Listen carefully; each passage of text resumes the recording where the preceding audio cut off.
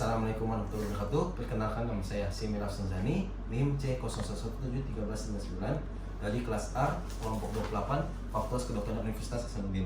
Jadi pada kesempatan kali ini di sini saya akan membuat video skill yang berjudul penanganan pada pasien yang mengalami fraktur dan dislokasi.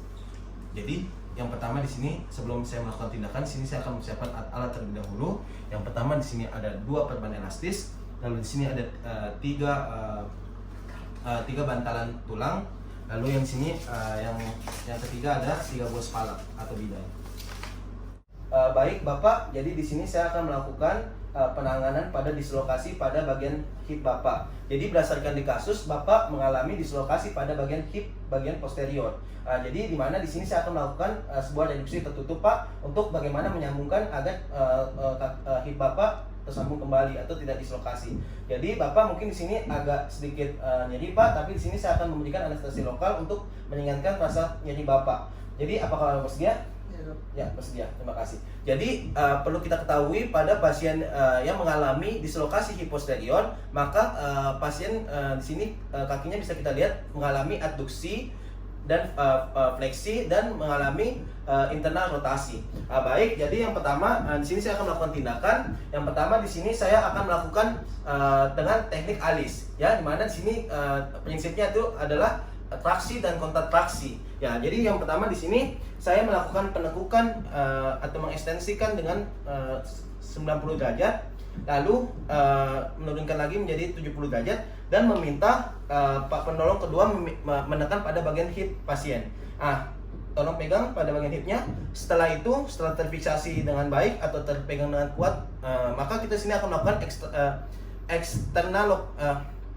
eksternal rotasi. 1, 2, 3. Ya. Nah, baik, setelah itu kita lakukan inline posisi kembali. Baik, selanjutnya di sini saya akan melakukan evaluasi pada neovaskularisasi distal, yaitu arteri dorsalis pedis. Ya, baik. Setelah itu kita meminta pasien untuk melakukan foto X-ray, di mana untuk memastikan apakah reduksi yang kita lakukan ini berhasil atau tidak. Jadi kalau misalnya tidak berhasil, maka kita anjurkan pasien untuk melakukan open reduksi atau operasi. Ya. Baik, selanjutnya di sini saya akan melakukan teknik kedua, di mana teknik kedua itu adalah Bigello. Jadi sama saja, hampir mirip dengan teknik yang pertama.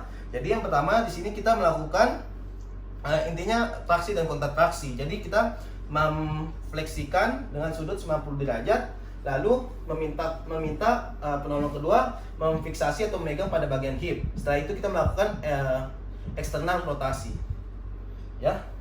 Baik, setelah itu kita melakukan inline posisi kembali. Ya. Baik, setelah itu kita evaluasi kembali pada neovaskularisasi distal, itu arteri dorsalis pedis.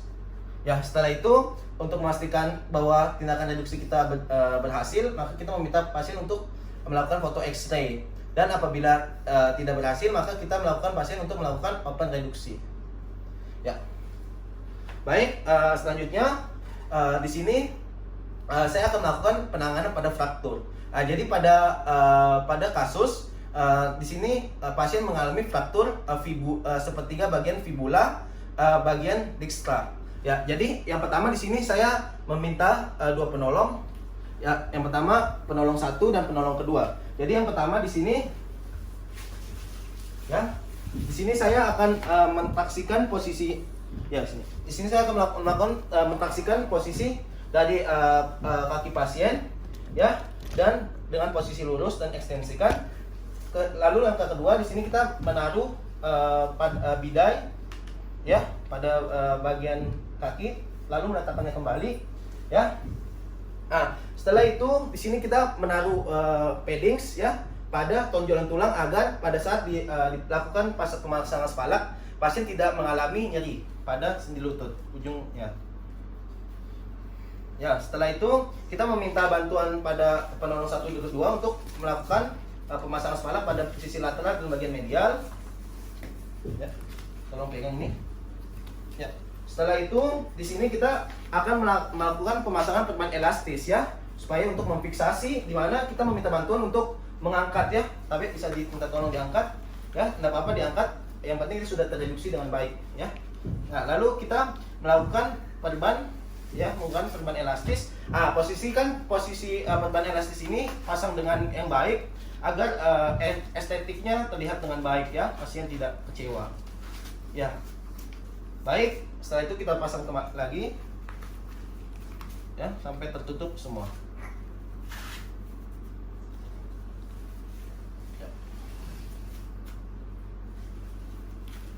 Baik, bisa dilihat bahwa spalak sudah terpasang dengan baik, artinya kaki pasien yang mengalami fraktur sudah terfiksasi dengan baik. Baik, setelah itu kita meminta pasien kembali.